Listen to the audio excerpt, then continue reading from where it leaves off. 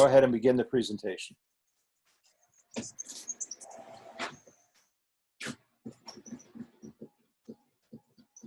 Okay. Go ahead whenever you're ready.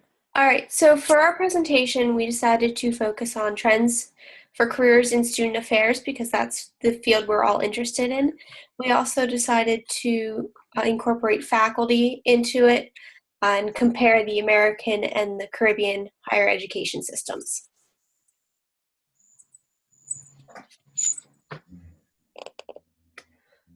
So overall current trends for student affairs based off of higher ed jobs, there's an increase in staff and administrative jobs. Now, keeping in mind that higher ed jobs reports data not on positions that exist, but on positions that are posted on the job board. So these trends are representative more of what's being available for job seekers rather than what exists. There's an increase in staff and administrative positions, but a decrease in faculty openings. And the number of positions at community colleges has actually been declining since 2013. Overall, higher ed jobs is seeing an increase in the number of postings in the third quarter of 2016.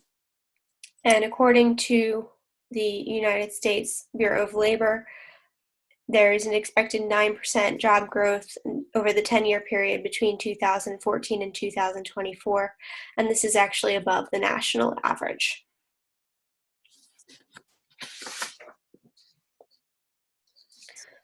Different qualifications for entry-level student affairs positions. Most positions are going to require a master's degree, preferably in higher education administration or another related area. They also are looking for 5 years of work experience in a related occupation. This could vary if you're looking at an administrative position in higher ed. It could be another administrative position in corporate business, or maybe student services, something done with human resources recruiting, anything that really gives this foundational skill set for the position that the person's looking to be in. Other skills needed are administration and management, human facilitation, communication, and ability to communicate and work well with others. These are all general professional skills that most people develop in a wide range of positions before moving into higher ed. The knowledge base needed, there's a need for an understanding of student development theory. This is going to be applicable if you're in student affairs or more in the administration side because everything ties into student development. And this is where a master's degree in higher education administration would be beneficial. Also looking for a knowledge of higher education systems that can be gained through the master's program as well.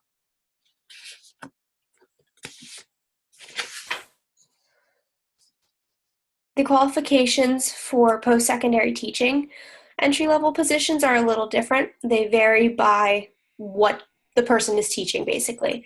So most positions are going to require a doctoral or terminal degree in the field. And sometimes the position is going to require that the person have hands-on experience. So at a technical school, if somebody's teaching dental assisting, they need to have experience as a dental assistant or as a dentist. If you're a chemistry instructor at Penn State University, you need a PhD and either teaching experience or sometimes they require certain levels of research. If you're at a teaching institution, more teaching experience would be preferred, whereas if you're at a research institution, they're going to prefer that you have more research experience. Skills needed are similar and a little bit different from the student affairs administrative positions: critical thinking, interpersonal, resourcefulness, good speaking and writing skills. Obviously, communication in both of these roles is key. So I did a little bit of research on entry-level positions in student affairs, and Roxy talked a little bit about this in terms of what we're seeing in growth and what the number of positions might look like in the future. But we also boiled it down a little bit to talk about specific positions that are likely to be open, the responsibilities that you'll see in those positions, and then competencies necessary for those positions. So the numbers that you see in the rank are actually numerical, so they're in numerical order, but you will see some repetition because certain either positions, responsibilities, or competencies were ranked at the same rank, so they tied. This information was found in a study. They surveyed and did a very comprehensive study with 104 mid to senior level student affairs professionals, and they inquired about what they thought entry-level positions were at their institutions, what are the responsibilities and the competencies. So what you'll see here are the top 10 entry-level positions. And what was found is that most of these entry-level positions are hands-on with the student, so they're very student focused. And then you'll also have a few positions that are sort of the back end of it, doing a lot of the programmatic work. So for instance, admissions counselors were ranked as the #1 way to kind of get your foot in the door if you're looking to enter into the student affairs area. And then as you go down the list, it gets a little harder to get into those positions and less people mention them because they get a little bit more specific. For instance, you have a first-year experience advisor. That is one of the areas that I'm very interested in, but I also know because of my interest in it that it's a very niche area because not all schools have a specific first-year experience program. So the responsibilities that you'll find as being very common in the entry-level student affairs areas are very focused on either personal skills or human skills. So the personal skills are very personal to the people. Those you'll encounter will be areas like, are you able to be flexible? Can you multitask? Are you able to manage your time? In the human relation side of things, can these people collaborate?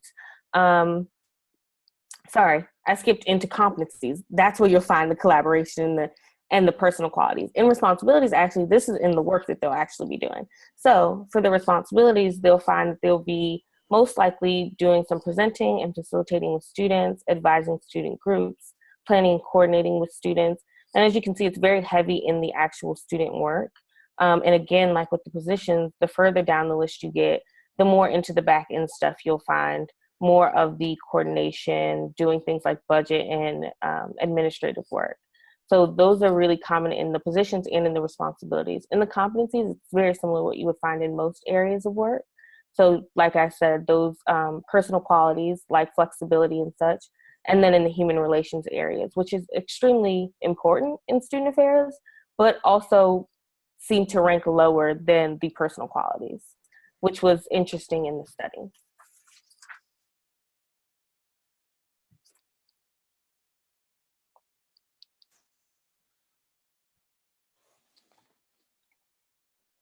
Okay, so what we're looking at here is a table showing differences between faculty and staff benefits that you would find in the US and in the Caribbean. So we used PSU to represent the American experience and UWI, which is University of the West Indies, to represent the Caribbean experience. Now, we found that the trends in terms of hiring with faculty were the same. We have a large number of adjunct faculty coming every year and it's increasing. You have also the same argument of why is the admin cohort growing and the faculty cohort shrinking when the faculty are supposed to be the ones carrying the university. So you see the same discussions happening in both the US and the Caribbean in terms of hiring for faculty. So where we found the differences were in the perquisites and in the benefits that you get living and working in the Caribbean. So at PSU, maternity leave is 6 weeks unpaid. And here at UWI, we get 3 months, 12 weeks full pay. And we have an option of applying for up to 12 additional weeks. But the additional weeks will be without any pay. Most women opt to just take the 3 months with pay. Both systems have health insurance for faculty and staff. At PSU, there was no study leave given, but at my university, we get study leave. So right now, I am on study leave for this semester, and that's full pay study leave. I get 13 weeks, and we allow that every 3 years. For tuition, for dependents, and for staff themselves, we get full, free 100% tuition waiver. At PSU, you get 75% discount, so you still have to dip in your pockets a bit. Both people get a book and technology grant. However, at PSU, the book and technology grant is something that each person will negotiate in terms of the amount that they will need and the resources that they would need. At UWI, we have a standard 1,000 US per year, and that rolls over from year to year if you do not use all of the money in 1 year. We also get a study and travel grant, both groups. At PSU, that study and travel grant is about $3,000, and you use that to go to conferences, workshops, things for professional development. And at UWI, our own is 4,500 US per year. And that's also allowed to roll over from year to year, but that has a limit of 4 years. So the university takes the money back from you if you don't go anywhere. And another difference with that grant was that at PSU, the faculty have to attend the conference and they're the ones going. At UWI, if I'm going to a conference and I decide I want to take my family with me, I'm free to do so. So once the money can cover the immediate family members, you get to use all of the money to carry spouse, 3 children, whoever you wish with you. Next, we have housing. At PSU, there's no help to find a house when you get the job. There's no house offered.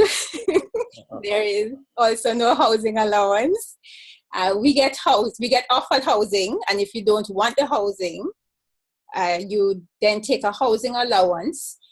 That housing allowance varies from campus to campus because the social conditions vary from country to country. So for example, in Jamaica, our housing allowance is 40% of our base salary. And in Trinidad, they have 20% of their base salary as their housing allowance. The flip side to that is, for example, in Mona, if you take the housing, they deduct 30%. But in St. Augustine, which is Trinidad, that campus, they only deduct 10% if it's an unfurnished house that you take, and 12.5% if it's furnished. So you have a little variation depending on which country you end up working in.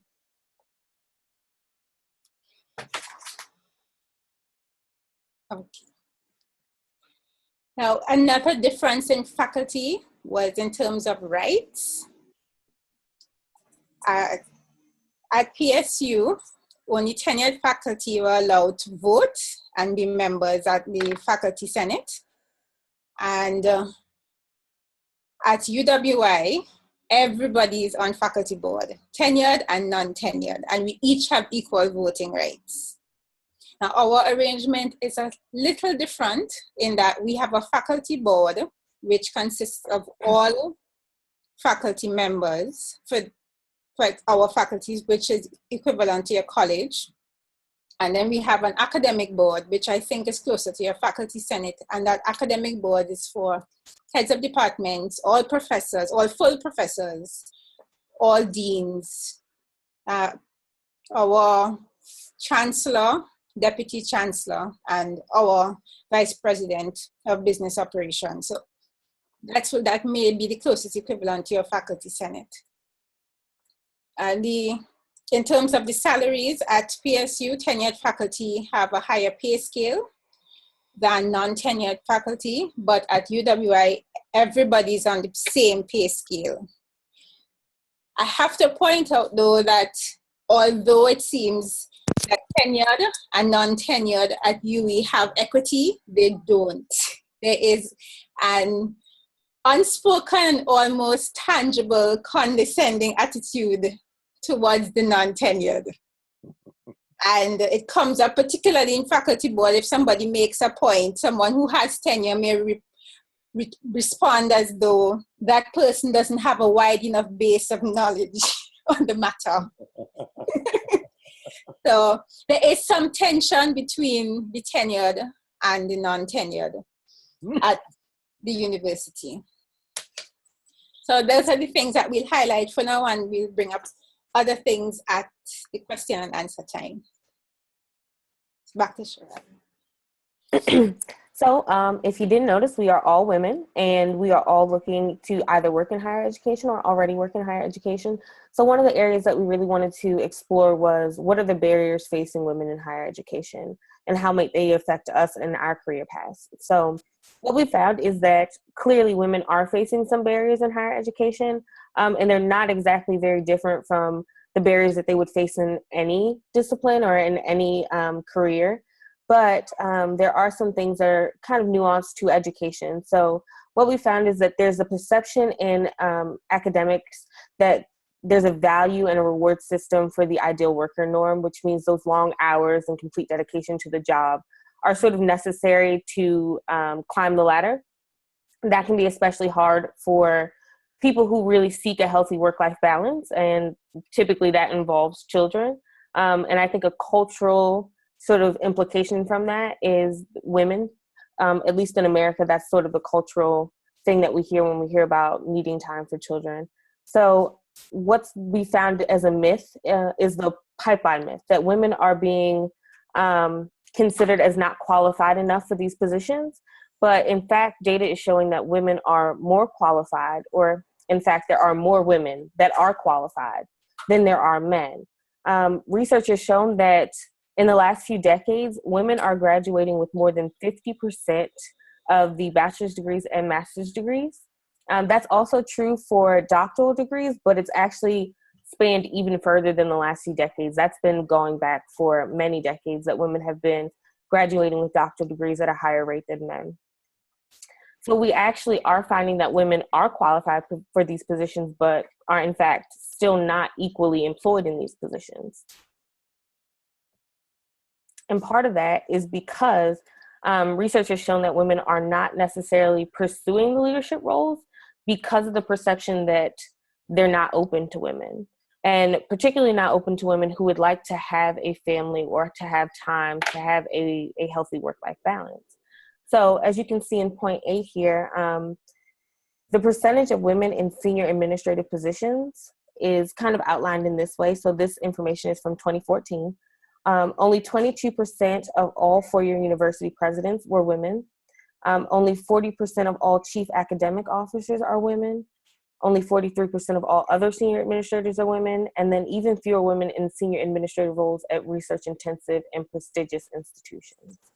So this is actually really interesting because in a little bit, there's also another article that states, and this one was actually written in 2016, and I think we quote it a little bit later, but it's also in our references. As of 2011, and the article was written in 2016, 27% of all presidents across all institutions of higher ed were women. So this slide shows that 22% of all four-year university presidents are women. The new statistic is that 27% of all presidents across all institutions of higher ed are women.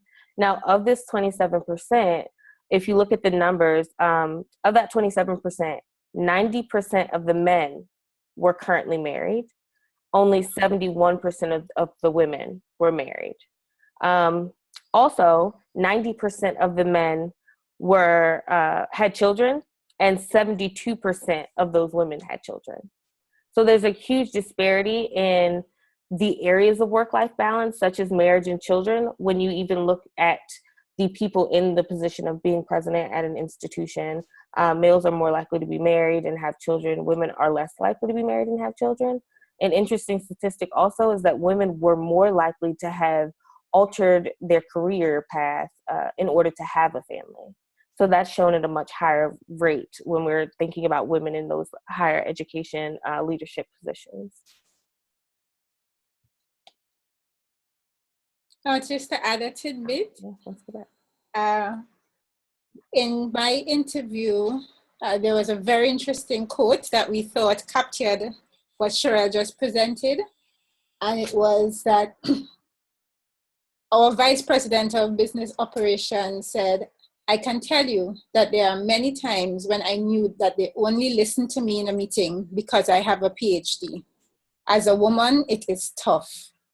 It is definitely a boys' club." So I want to show that in both the American system and in the Caribbean system, women are facing the same obstacles. And it's important to know also, I think that research has shown that this is only exacerbated for women of color. The gap only widens. These are our sources.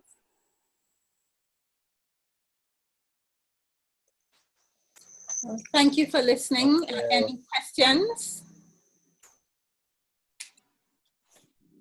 Very good. Wonderful presentation. Fascinating. I think the differences between the Caribbean universities and the U.S. universities. And as you indicate, how some things are the same with respect to women in higher education and the perception of what I would call status and prestige, similarities between tenured and non-tenured faculty, although they do have maybe a little bit more power in governance. But yeah, that was fascinating for me. I have a few questions, but I just want to open it up to Kimberly or Sarah. If you have any comments or questions about the presentation first. That was great. I loved the graphics. First of all, that was just really very well done. It just flowed so nicely. And not to toot Hartwick's horn, Karen knows a little bit about Hartwick because she's in my 545 class, and that was my institution that I did my snapshot of. But we are led by a female president. She's the 10th president of the college, and she is a female. We have 5 vice presidents that run our college. We have 5 divisions. 3 of our vice presidents are female.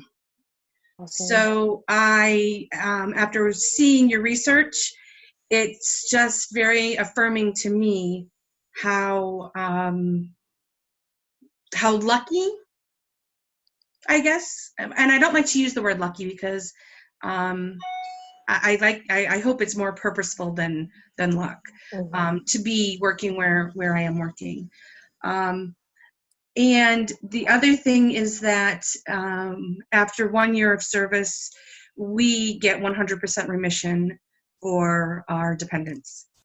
And as employees, we get 100% remission immediately. Our dependents get 100% remission after a year. So my son graduated in December.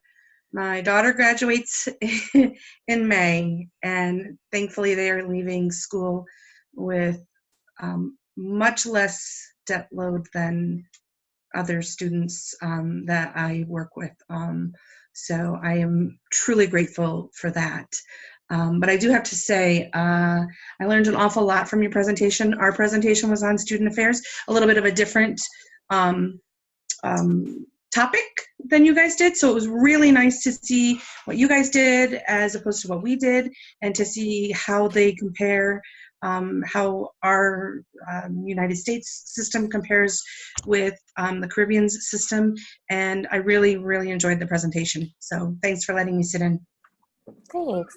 One thing I would also say from my interview that I didn't add to the presentation was, I think it's really important what you share, because one of the things that I learned in my interview was that it's important to think about things like, if you're a woman in higher ed, how many of those leadership positions do you see filled with women? What does the diversity of the staff look like? I interviewed someone at Johns Hopkins University here in Maryland, and he explained that he felt it was one of the most diverse areas he's been in, having come from an institution in a rural area, but that it's not something that you see everywhere. So I really didn't understand the importance of that before we took this course. And an interesting comment on the diversity there. Again, in my interview, I interviewed the assistant director of global education at Lebanon Valley College, and she's a young woman, and she made the same note about the leadership being a boys' club. But she also noted that being in global education, there are definitely cultural barriers being a woman, especially in dealing with students from countries where the views of women are much different than here, such as Middle Eastern countries or even countries like India or Sri Lanka. Very good. Agreed. Sarah, did you have any questions or comments? I just wanted to say, can you hear me okay? Yes.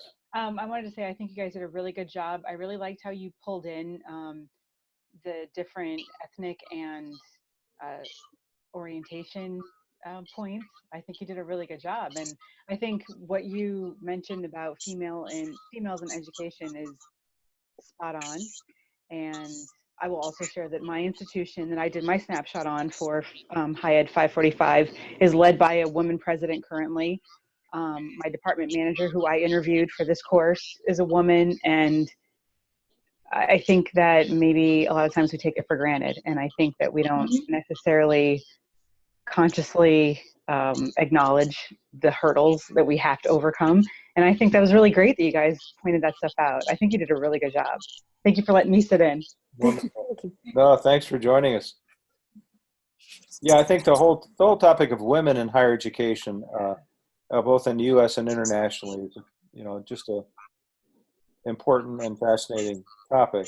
Yeah. And we think, Karen, we're pretty progressive in the U.S. with respect to this in terms of our legislation and our policies. But compared to your university, just looking at maternity leave, wow.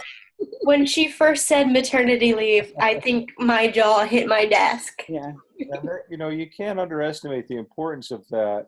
No. Because it is a barrier, particularly for faculty careers, Mm-hmm.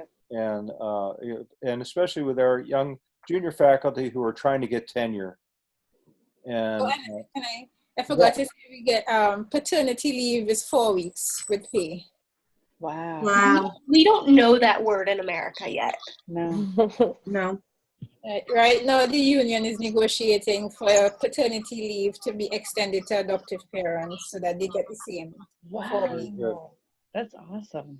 no, that's so important, because I think at least for junior faculty, young professionals who are trying to balance everything and have a family, that upward mobility to senior level positions, that path is sometimes blocked, and I think that's where the glass ceiling. There's also discrimination, I would say that clearly. Okay, so there's the boys club, and there's the like me, what I call the like me syndrome, or just preference for male oriented leadership styles. I don't want to get too political with that, but you can see the problem we had in our country with our recent presidential election. The collaborative and experienced leadership style was not valued by our electorate in certain states. Obviously, overall, in terms of the popular vote, it was recognized and validated. But that also happens within decision making at institutions, and I hope that changes, because I think we need ethical, collaborative, and a different perspective, let's say, on leadership at our institutions. And it's so important to decision making and developing plans and ethical issues that come up with respect to campus problems, whether it's excessive consumption of alcohol or sexual abuse. And those are just two of the challenges we're facing in American higher education, have for a long time.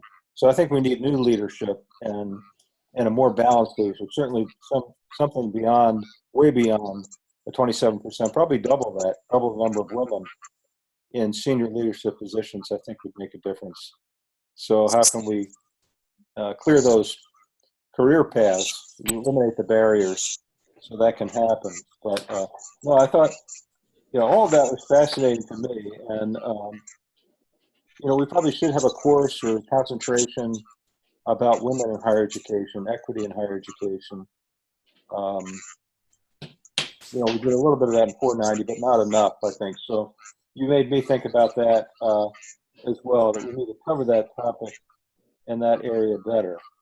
But that was, beautifully done. I think it's wonderful to look at the similarities and differences between our systems of higher education. And again, what we can learn from each other in that process.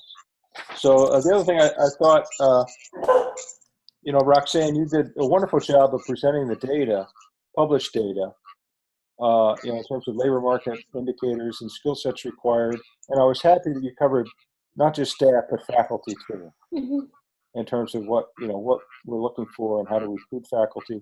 Because, especially in career and technical schools, staff will be hiring faculty and making decisions about that. So you need to know a lot about that area. And it's just good to know as you're collaborating with faculty a little bit about their backgrounds and skill sets and what they bring to the table, what they don't bring to the table in terms of serving students. So that was, I think, effective. And then, Sherelle, I thought that study you found was wonderful. So it was really interesting, actually. I think we should highlight that because that's the first time I've seen a ranking like that, right?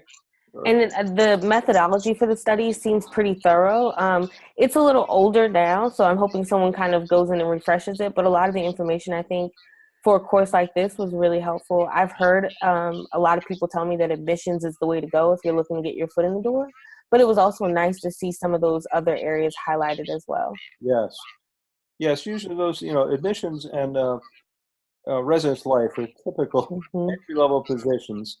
But I think we are getting a little bit more specialized, and it's good to see that, the health and wellness, intramural athletics, that's important, recreation, that's important for student life and engagement, and I thought the health educator position, health and wellness, I really feel we don't do enough in terms of educating students about healthy lifestyles early on in that developmental process, and I would add to that healthy relationships. If we could just kind of get through to students about these issues, nutrition, diet, not consuming excessively with alcohol,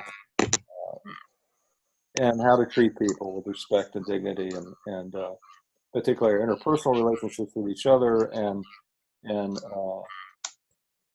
gender relationships, and understanding about not just male and female relationships, and male to male relationships, and female to female relationships, and the whole LGBTQ area.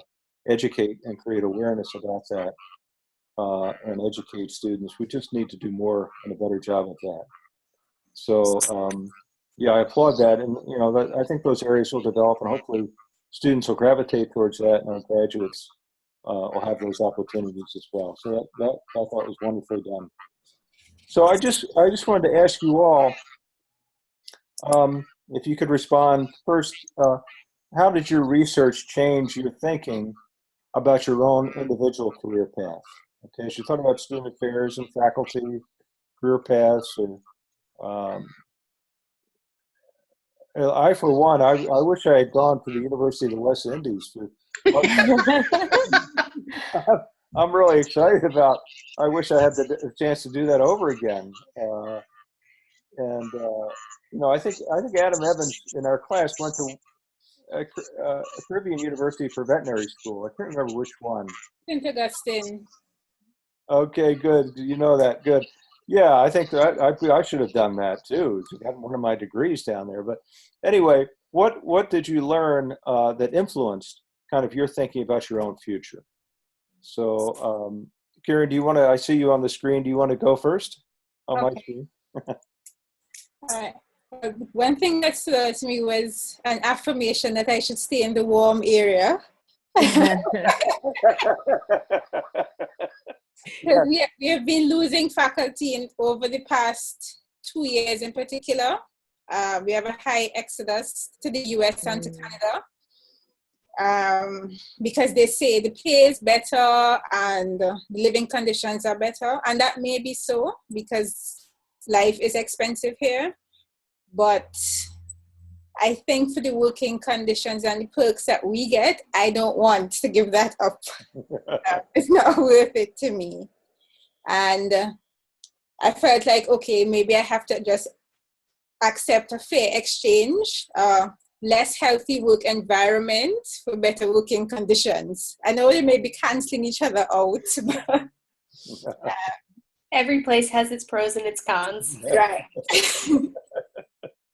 But I was a real eye-opener to me. For example, in 545, when we had the case study on faculty, and I made a suggestion, and the feedback I got from Dr. Ford was, you didn't discuss the tenured faculty and what if so and so. So I said to her, but tenured faculty also have voting rights. What do you mean? And I was like, what? Yes. Seeing how different the contexts are, that was another eye-opener, because I really thought that we were more uniform. And the US is a big yardstick for us. So I think that our perks must have come out of the British system clearly. Probably, yes. More of an influence there, yes. Yeah, since that's where our charter came from, the monarchy. So it must be that that's what determined the way we operate. I'm happier now to stay with my university. Yeah. And not face the cold. Well, I applaud you for getting this degree, because I really think in terms of, even if you stay in a faculty role, I think having a unique perspective about higher education generally and education in the U.S. is valuable. But if you go into administration, then having that, worldview, I think cannot but help you be successful in that role too. So no, I applaud you for pursuing that and staying where you are, because I think you made a good choice for sure. Besides, she's wearing tank tops in our meeting, and Cheryl and I are bundled up in hoodies. Yeah. It's raining today, so. Yes. Yeah, I think the Caribbean system's unique, given those English roots, and probably, we're a combination of the English system and the German system.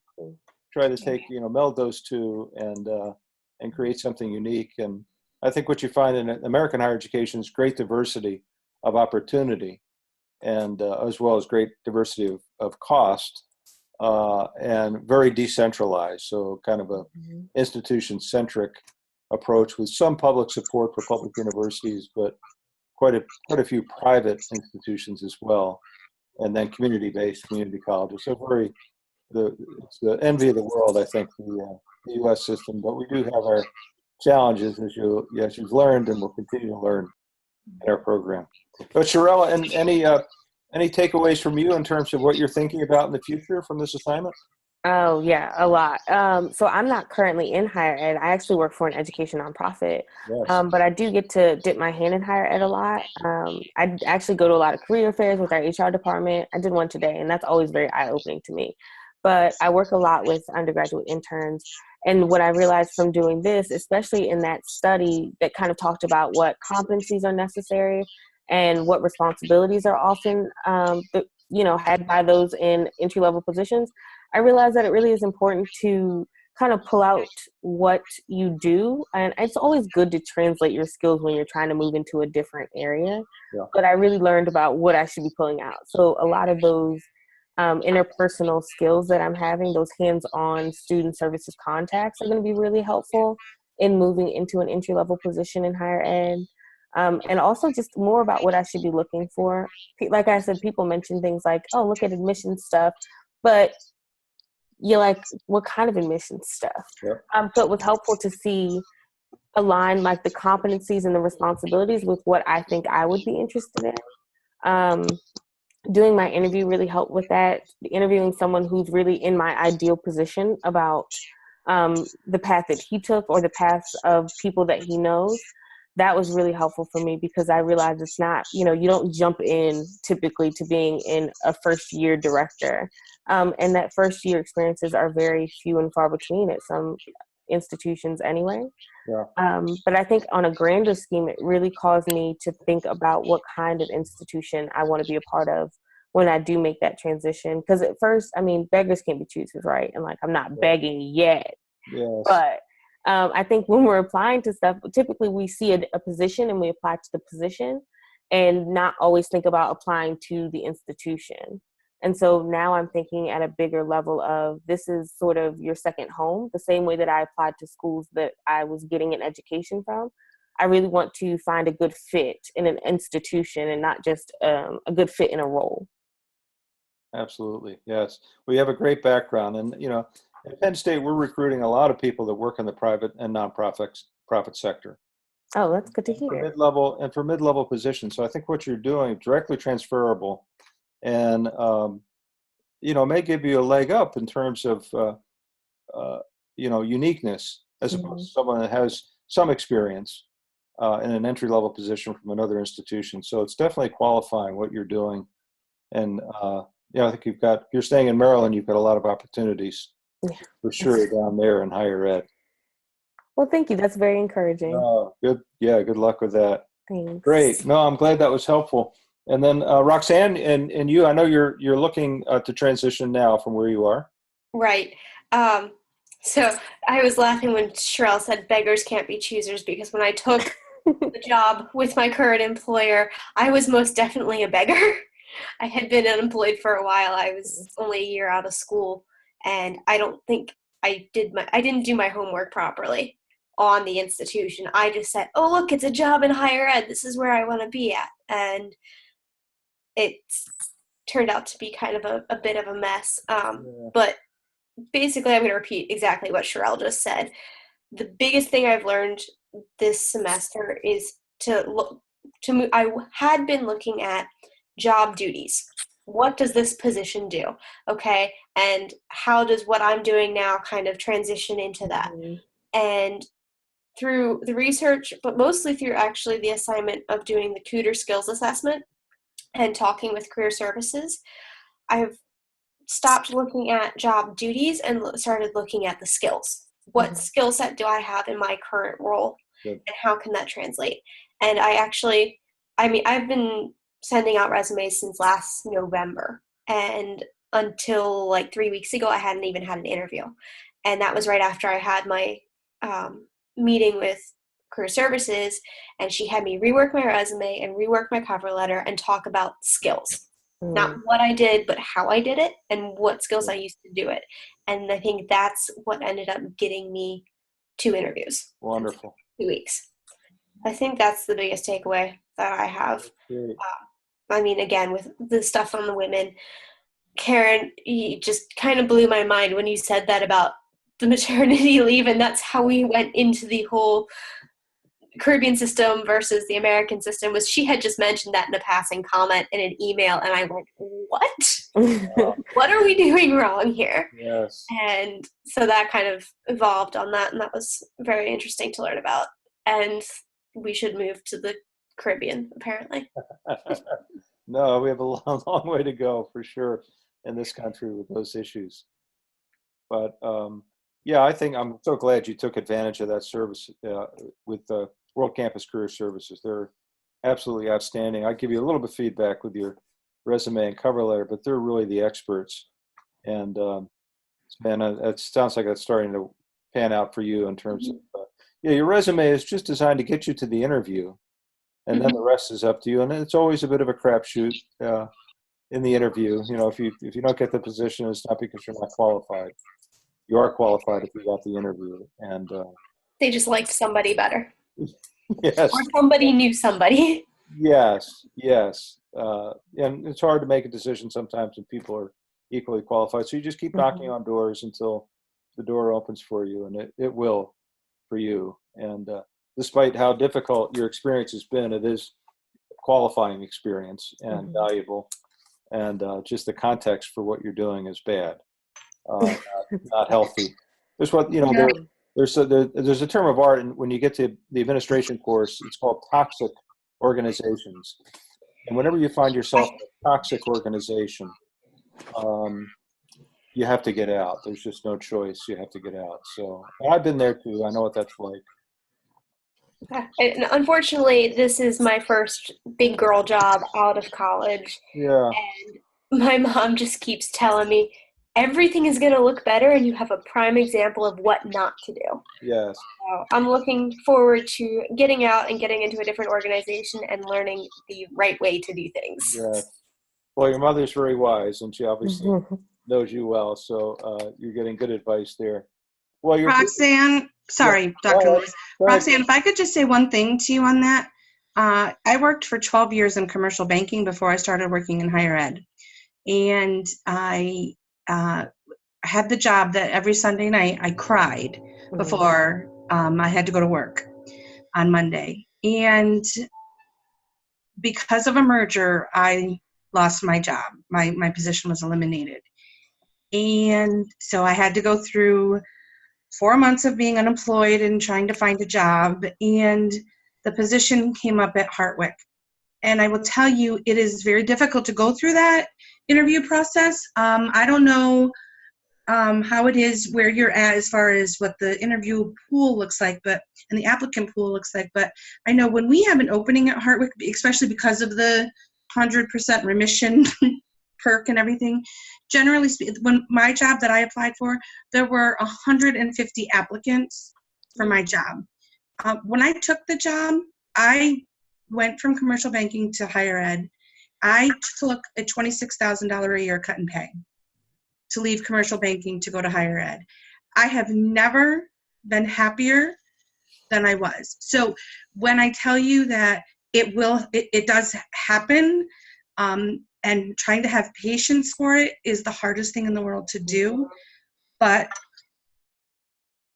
hang in there, because when that moment comes and you walk through the door and you know that what you're doing now is what you were meant to do your whole life, there's not a price tag that you can put on it, and there's not a moment that you can look back and say, you take, and one thing I did learn, I learned how not to treat people. So you take something out of every experience in life, and some of that is how not to treat people. So if nothing else, you've got that to take with you. So hang in there. Everything's a learning experience. I try and It is. just keep in mind, I can pinpoint what's being done wrong and trying not to let it influence me and trying to get out before it really does influence me. Exactly. And then when that happens, you document. Yeah. Really, that's the only thing you can do. But you're gonna end up right where you're supposed to be. I always tell myself that these are like the really good moments that help us in interviews. I know for the professionalism discussion, that was one of the things. I had a terrible supervisor. She was awful. But I really think that that's been helpful for me when I think about interviews and those hypothetical questions or those questions about how do you handle certain. I've handled the worst of situations. So I feel pretty prepared. Right. I sound like, I think that we get a lot from those. Like you said, they're real learning opportunities. So I'm right there with you. The transition's hard, but I feel like I'm already learning a lot, and this is my first semester. Mm-hmm. Yep. Yeah, I do think the good thing about our program is that there's a lot of networking that happens within the program, within the current students and the alumni. Roxanne, so we've got a big alumni group, and they're all working in leadership roles in higher ed. So we can put you in touch with people. And, well, the idea of the informational interview is that you can continue to repeat those Mm-hmm. with a variety of people. So that helps expand your professional network. And you just ask people, I'm doing an informational interview, could I have 15 minutes of your time? And invariably, they'll give you an hour on their calendar. If there's something wrong with them if they can't give you 15 minutes, believe me. So they shouldn't be working in higher ed, so they're not worth talking to anyway. Yeah, I definitely plan on continuing to conduct those, especially because I know I want to be in global education, but I don't know where. Yeah. So I think it's a good opportunity to learn some. That's such a great field, and I can put you in touch with people. Just let me know whenever you're ready that have graduated from our program and gone into global ed as an advisor. And then there's one student I have in mind who's now in our doctoral program, so she's taken that route. And she had, no more experience than you, working in residence life, and was at a small institution. in near State College, and then got the job at Penn State. So yeah, it's just interesting to hear about people's career paths, and you'll pick up little nuggets of advice or other people to talk to.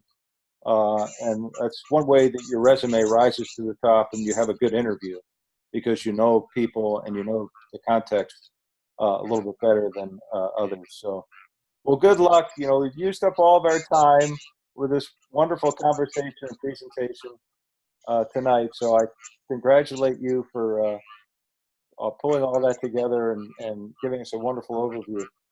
So I just want hope that you continue to stay in touch with each other, and these have been good relationships that you've established in the group and in the class. And I wish you every luck and success. If there's anything I can do for you, just let me know after this course. I'm available to you in any way I can be helpful.